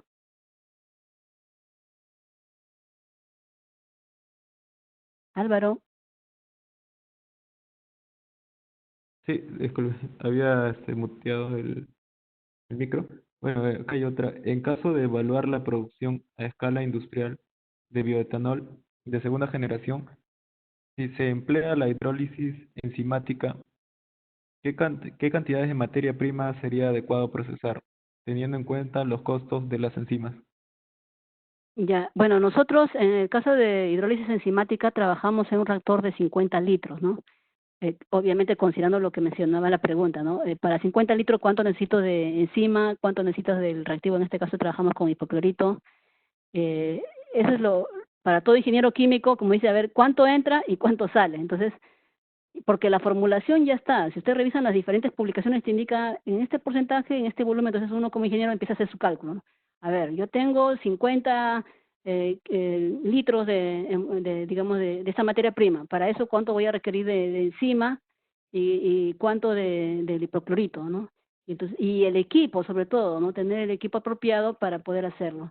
Hay empresas que venden equipos, digamos, a nivel laboratorio, marcas internacionales, que procesan muestras de hasta de 1 litro, me parece, que ya tiene automatizado, pero obviamente adquirir ese tipo de reactores para una universidad donde no tiene mucha inversión, digamos, es muy lejano. Entonces, lo que nosotros hicimos fue acondicionar a lo que teníamos en nuestro área de investigación y lo que adquiríamos es, digamos, una instrumentación básica, ¿no? Ponte un sensor de temperatura, un analizador, digamos, in situ de alguna variable, ¿no? Como pH. Entonces, yo considero, y hablando de eso, un aspecto muy importante, ya que la mayoría de ustedes son académicos, y lo hablé recientemente en una charla, ¿no? ¿Por qué Latinoamérica no avanza más en temas de investigación comparado con otros países? ¿No? Si nos comparamos con Estados Unidos, Europa o Japón o Corea. Porque el gobierno no tiene la política de Estado de tener inversión en investigación y desarrollo de más de 1%. Mi país, ahorita Perú, está invirtiendo en el 2007 0.01%. En el 2007 tenía 0.08, en vez de aumentar disminuyó. Entonces, la política del Estado, del gobierno, de nuestros gobernantes, a quienes nosotros elegimos, tiene que ser la que contribuya al desarrollo de nuestra ciencia y tecnología, para de esa manera contribuir al desarrollo de la economía de nuestro país. Bueno, ¿podría existir un potencial importante para el uso de la cáscara de cacao para la producción de bioetanol, teniendo en cuenta que la misma tiene aproximadamente 35.4% de celulosa y 37% de hemicelulosa? Sí, interesantísimo. Sí, nosotros también en el 2011, cuando empezamos, como les mencioné, había un grupo de tesistas que trabajó primero porque tenemos un volumen grande en la zona cafetelera de cáscara de café, y segundo por las características que mencionas del contenido. Obviamente ya eso fue 2011, estamos 2020. Tengo conocimiento que ya hay más avance en las condiciones de operación. Y nosotros como universidad queremos proponer eso, aprovechamiento de esos recursos, darle una alternativa. Generalmente los gobiernos, sea el gobierno central, el gobierno regional o el gobierno local, están preocupados en atender su día a día, pero de pronto si nosotros como entidades, digamos, educativas que desarrollamos investigación y desarrollo, le planteamos propuestas, ¿no? Mire, señor alcalde, señor gobernador, tengo esta propuesta.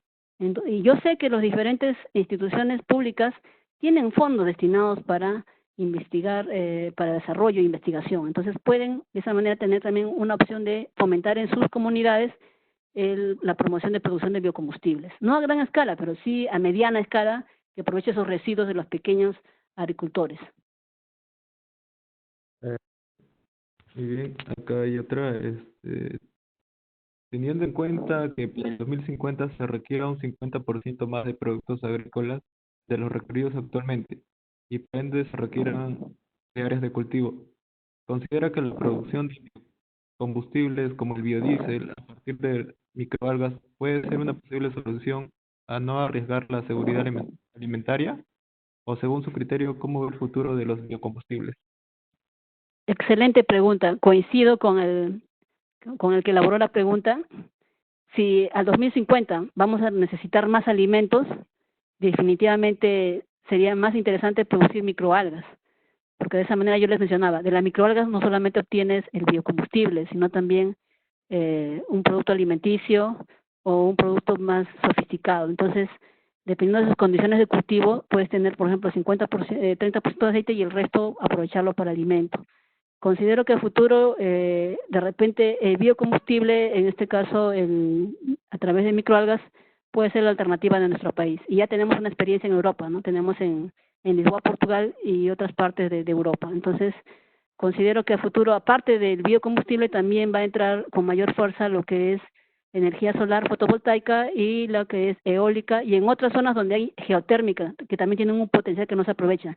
La eólica no solamente en el sentido de aprovechar en zonas donde, digamos, donde existe alta velocidad, que ya también cada país tiene su plano, digamos, estudiado de en qué zonas se genera mayor velocidad de aire, sino también en la parte de la zona del mar. En ese caso tenemos, por ejemplo, en Finlandia, me parece que ya tienen bastante experiencia en ese sentido, ¿no? Capturar la energía eólica, lo que son zonas cercanas al mar. Muy bien. ¿Cuáles serían los problemas de implementar el biocombustible en el caso del parque automotriz? Ah, muy bien, sí. Por ejemplo, si ustedes ven, antes del gas, ¿no? Antes del 2003, todo era petróleo. Entonces, cuando hubo una etapa de conversión de los motores de consumo de petróleo a consumo de gas dual, los consumidores decían, ¿no? Uy, voy a tener que gastar e invertir ahora en la conversión. Y para promover eso, hicieron pequeños bonos, ¿no? El Ministerio de Producción para poder facilitar esa conversión. Y obviamente también el usuario se da cuenta en el ahorro que lograban, ¿no? En el ahorro de que gastaban menos, contribuían a contaminar menos, y también, aparte de esas condiciones, lo otro es, digamos, ver que sea un consumo seguro, que no exista posibilidades de fuga, de accidentes, de incendios, ¿no? Porque eso también, cuando en nuestro país se implementó la red del metropolitano que consume gas, muchos hablaban, va a ocurrir como ocurrió en tal país, que hubo fuga y que se incendió. Obviamente, cuando uno implementa el consumo de un insumo, sobre todo que es combustible, tiene que darse bajo ciertas normas de verificación adecuada de los diferentes dispositivos para lograr que todos los usuarios no tengan ningún riesgo en su seguridad. Eh, bueno, ok, atrás si preguntan si hay referencias de estudios de análisis de impacto ambiental de las distintas fuentes de biodiesel de fuente vegetal. Sí, también estamos 2020. Yo he revisado información hasta el 2018, ya publicada, ¿no? En las bases de datos de los investigadores, en ScienceDirect y otros. Sí hay algunos estudios específicos que indican cuál es el impacto, ¿no? En muchos de ellos muy alentadores de que realmente sí, no lo he mostrado aquí, pero sí hay estudios en que sí se ve que es conveniente implementar este tipo de tecnologías, ¿no? Porque garantiza, digamos, el impacto en el medio ambiente, el impacto en la economía y sobre todo como alternativa para cambiar en nuestra matriz energética. Mm, Bueno, ingeniera, me queda solo una pregunta. Ah, no, acá hay un par más. Bueno, en caso de evaluar la producción a escala industrial de bioetanol de segunda generación, si se emplea la hidrólisis, ese me parece que ya lo he mencionado, si Ujú. se emplea la hidrólisis enzimática, sí, ¿no? Sí, sí. Bueno, sino como hay tantas preguntas, me cruza. ¿Por qué no se usa la lignina si es una buena alternativa para producción de oil, bioaceites? Ya, claro. Ya, a ver, veamos. La serrín tiene dos componentes, ¿no? La lignina, que es la parte exterior, digamos que es la corteza que está en contacto con el medio ambiente, cuyas formación química interior son una serie de cadenas, digamos, poliméricas muy, que le dan esa rigidez, ¿no? Y al interior se encuentra la celulosa. Entonces, la lignina es más difícil de poder convertirla, digamos, más tiempo, más condiciones más rigurosas para convertirla en azúcares. Por eso es que la lignina se separa. Obviamente, lo que sí se puede hacer con esa lignina como biomasa para obtener, digamos, biogás, ¿no? Eso sí, pero si solamente quiero del acerrín aprovechar la celulosa, tengo que separar la lignina, que dependiendo de la especie vegetal, en algunos casos es de menor porcentaje, pero hay que separar esa lignina. O sea, químicamente tiene una estructura que convertir esa lignina a azúcares te demandaría mucho costo, por eso es que se separa, y más bien su uso se recomendaría para biogás como biomasa. Eh, no, que hay una más. Sabiendo que el combustible almacena más energía que una batería, ¿cree usted que se debería de invertir en la producción y desarrollo de biocombustibles o fuentes eléctricas en industria automovilística?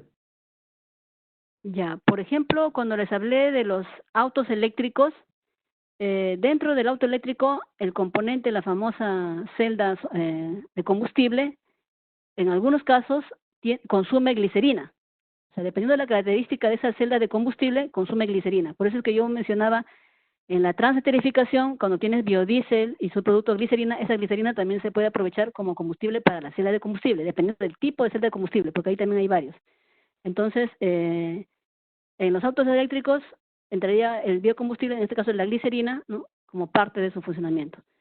Debería invertirse, digamos, y ya es una tecnología comercial, como mencioné, un auto eléctrico tiene un costo muy similar a un auto común, ¿no? Que consume diésel, y las empresas más conocidas, Toyota, Hyundai, me parece, ya tienen sus prototipos, ¿no? Inclusive a nivel mundial ya hay zonas de determinadas ciudades que están utilizando una red de autos eléctricos, ¿no? Para fomentar este consumo de este tipo de vehículos. En el caso de biocombustibles todavía, miren, les indiqué el EAP, ¿no? Que es el software de planeamiento para ver los futuros escenarios. Ese software es muy bonito, a ver si los que tienen interés pueden descargarlo, ¿no? Inclusive hay los que han elaborado tienen una comunidad que les interesa mucho poder, digamos, fortalecer este software. En este software, dependiendo de justamente los escenarios, ¿no? A ver, si nos planteamos un escenario, estamos en 2020, al 2050, si quiero incrementar el uso de biocombustibles en los automóviles, esa sería digamos, mi hipótesis, ¿qué es lo que debo hacer? ¿Qué se deberían tomar? Ah, entonces empiezo a plantear, A, acción B, acción C, y cada una de esas acciones debe tener un impacto, ¿no? En lo que es la producción y otros indicadores. Entonces, uno coloca esa información y más o menos te va a dar qué esperas al 2050 en función de algunos de los cambios de esas acciones. Y entonces, de esa manera, uno más o menos puede predecir y tener un fundamento cuantitativo de qué es lo que a futuro debo hacer. Por ejemplo, les comento, la Unión Europea, este 2021, termina ya, que empezó hace 7 años, su fondo para diferentes investigaciones, le llaman Horizonte, ¿no? Entonces ahora en el 2021 se van a replantear, en función de la inversión, hablamos de billones de euros, qué resultados han obtenido, y ahí hay muchas plantas, digamos, hay plantas comerciales de biodiesel, hay plantas de aprovechamiento de biomasa, van a ver a futuro ahora en qué se va a replantear el nuevo fondo, ¿no? En función a todo, como dice, hacemos un análisis de todo lo que se ha logrado. Y entonces ahora para un nuevo futuro de acá a 7 años más, bueno, 2020, 2027, ¿no? Sería 2030, ¿qué es lo que podemos esperar, ¿no? Y ahora replanteándonos un poco más, yo creo que ya en base a este contexto de la pandemia, me parece que ya vamos a hablar de la incorporación de las TICs. Entonces, de ver de qué manera este nuevo contexto que estamos viviendo se puede incorporar a las nuevas acciones y políticas y escenarios futuros que se puedan plantear. En realidad, para mí, es trágica la situación actual, pero como que también nos da una oportunidad a futuro poder plantearnos qué podemos hacer para, digamos, cambiar en este caso nuestra matriz energética. Bueno, ingeniero, acá hay una pregunta más. ¿Cuál sería el costo de una planta piloto de biocombustible? Ya, en el caso de nosotros, cuando hemos hecho la planta piloto de bioetanol, eso fue una inversión de 3 proyectos en realidad, y cada proyecto alrededor de 25.000 soles, ¿no? Entonces, para ese año, ¿no? 2012 hablamos de 75.000 soles. Es planta piloto de, digamos, de 50 litros. Pero si ya queremos escalar, tendremos que hablar de un monto mayor, ¿no? En cuanto a lo que es microalgas, ahorita no le podría plantear un costo porque nosotros todavía hemos trabajado a un nivel de capacidad de 1 litro, pero con esa información de pronto le podríamos replicar. De repente con la doctora Sharon Velázquez ya podríamos hablar a nivel comercial, porque ella sí ya está trabajando un prototipo a nivel comercial, ¿no? Según lo que hemos mantenido contacto, para ya hacer una producción mayor. Obviamente, si usted ya contacta a empresas que tienen ya sus plantas comerciales de mayor volumen, te van a hablar de más de miles de dólares, ¿no? Está bien, ingeniero. Ya nos queda 8 minutos más o menos y vamos terminando con las últimas preguntas. ¿Sería Ok. factible comercializar diésel B10 o superior en el Perú? Sí, esa es la idea, porque yo la norma que les mencioné, la ley que se promulgó el 2003, daba dentro de sus metas que al 2007, y ya se ha cumplido, por ejemplo, en el caso de bioetanol se mezcle en un 7.8%, y en el caso de biodiesel en un 5%, pero la idea era incrementar un poco más. Obviamente ese incremento tiene que estar sustentado en función de los estudios de los expertos, no solamente la parte, digamos, de conocedores de los equipos, sino también, digamos, digamos, diferentes actores de comercialización, de producción, si van a satisfacer, ¿no? Ya, porque la demanda está, o sea, demanda hay consumo, pero vamos a ver si los que ofrecen van a satisfacer esa demanda. Y como lo mencioné, actualmente es un tema político-económico, que hay empresas que importan el biodiesel en el caso de Perú y me parece que también en algunas economías de Latinoamérica. Entonces, ¿cómo hacemos, no? ¿Cómo hacemos para promover nuestro mercado nacional sin, digamos, entrar en confrontación con el otro mercado que se encarga de importar? Entonces tiene que por ahí haber un tipo de consenso, ¿no? De, como se dice, una mesa de diálogo para poder, está bien, tú sigue importando, pero ¿sabes qué? Hasta este porcentaje, y a nosotros déjanos producir esto. Yo creo que esa sería la mejor manera, de esa manera todos ganamos, ganan los que importan y gana la producción nacional, pero si todos los que importan van a querer consumir todo el 100%, obviamente no va a haber oportunidad de hacer generar desarrollo nacional. Bueno, otra más. ¿Cuáles son las materias primas mejor aprovechables en el Perú para biodiesel? Ahorita tenemos la palma, porque tenemos muy buena inversión que se ha hecho en la región de la selva. El único inconveniente es que hay que adicionar una etapa principal que también ha sido estudiada e investigada en estos últimos años para de esos ácidos grasos poder retirar un porcentaje, me parece que en la composición el ácido palmítico está alrededor de un 30%, entonces quieren retirar más o menos un 20%, dejarle con un 10%, de tal manera que el biodiesel obtenido no presenten esos problemas de solidificación en zonas de altura. Entonces ahorita lo que está es la palma y en Tarapoto la Jatropha curcas. Eso es lo que ahorita actualmente tenemos. Inclusive en el 2012 que estuve en la región, en el Simposio Internacional de Biocombustibles, como les mencioné, había interés de crecer más áreas de cultivo. O sea, habían empresas medianas que estaban ya con la disposición de invertir, pero al ver la situación de que no había ¿cómo se dice?, un aprovechamiento de esa producción, ya como que de alguna manera detuvieron esa inversión. Entonces la idea es retomar ese interés de invertir de estos pequeños productores para que contribuyan en la producción de biocombustible de esas regiones. ¿Por qué? Porque a la región Selva, Tarapoto, Ucayali, como les digo, el costo del combustible es mayor porque hay un costo adicional por el transporte, ya que se encuentran alejadas de las zonas de distribución que se encuentran en la costa. Bueno, si los únicos recursos disponibles fueran caña de azúcar y palma africana, supongo que dice, ¿cuál Ujú. ve más factible de usar? Bueno, en el caso de La Palma, ahí la empresa que se encuentra al norte, ¿no? Cañabrava, en Piura, esta empresa tiene dos producciones, el etanol para biocombustible, pero también produce azúcar, entonces porque de alguna manera quiere generar un ingreso. Entonces, ellos también están investigando un poco más en sus procesos para optimizar algún tipo de producción, de aprovechar un residuo. Ese es en el norte. Ahora, ¿por qué no ha habido otra zona que cultive caña? Porque la caña requiere ciertas características. Hablamos del norte. El norte, respecto a otra zona de nuestro país, es una zona muy, ¿cómo se dice?, de alta temperatura, ¿no? Hablamos de 30 grados hasta 40 en zonas en épocas de verano. Entonces, en otra zona de nuestro país de pronto no se promueve, cosa que es distinto en el clima de Brasil. En Brasil, si analizamos, es una, digamos, área que casi favorece el cultivo de caña. Nuestro país, Perú, tiene las tres regiones, tiene la costa, la sierra y la selva, entonces cada una con unas características. Y en la selva, como mencioné, se cultiva la palma y la jatropa. Entonces, en región selva me parece que podría entrar ahí con esos tipos de materias primas. Y en la región costa, definitivamente, como les mencioné, la caña requería su fuente de agua. Se tuvo que acondicionar ahí un área de distribución de almacenamiento de agua, porque sin agua la caña sí tendría problemas. Muy bien, Las do- ingeniera. Le comento que sí. ya tenemos un poco tiempo porque el evento se va a terminar pronto, está automático. Y le Ujú. comento que ha habido casi 600 asistentes y por lo que hay bastantes preguntas que lamentablemente se van a quedar sin responder porque por la falta de tiempo. Hay una pregunta que decía si es que le podrían compartir las, la PPT, la presentación. Sí, sí, yo contigo, Álvaro, lo envío y tú ya lo distribuyes a los asistentes. Mientras más se difunda la información es mejor para poder tener una base y establecer más investigación, ¿no? Mientras más sumen es mucho mejor para lograr el objetivo final, que es contribuir a nuestra economía, ¿no?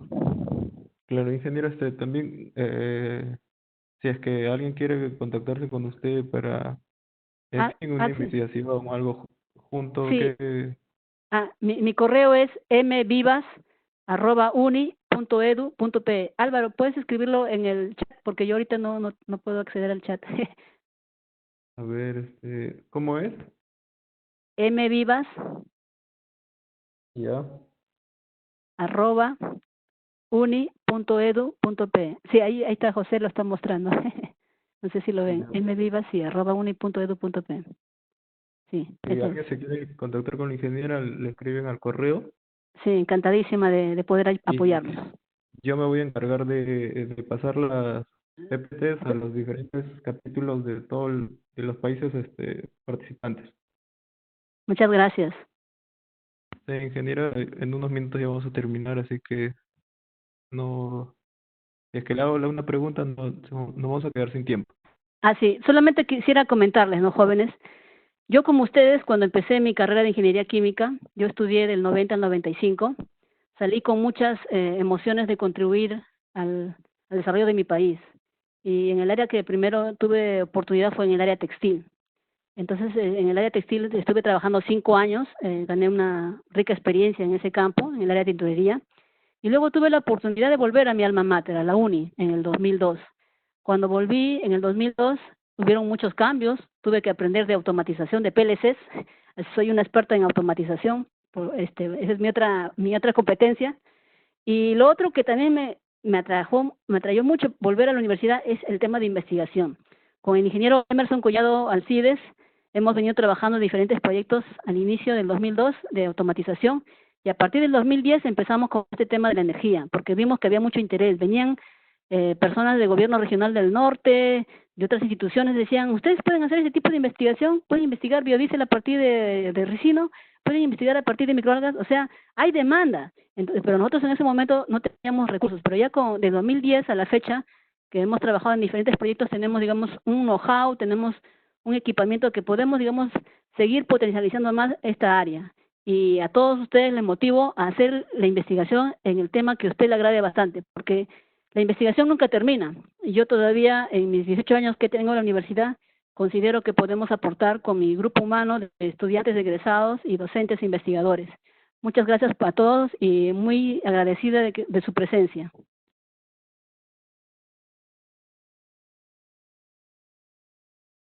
Uy, creo que ya salió.